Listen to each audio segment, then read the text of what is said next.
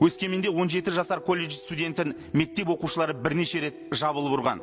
15 сәуірде Семей қаласында жаттығудан шыққан кәмелет жасына толмаған қызды бір топ қыз жабылып сабаған.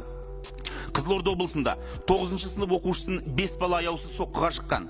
Ауыр жарақат алып миы шайқалған оқушы аудандық ауруханаға жатқызылды. Тізе берсек, факт көп.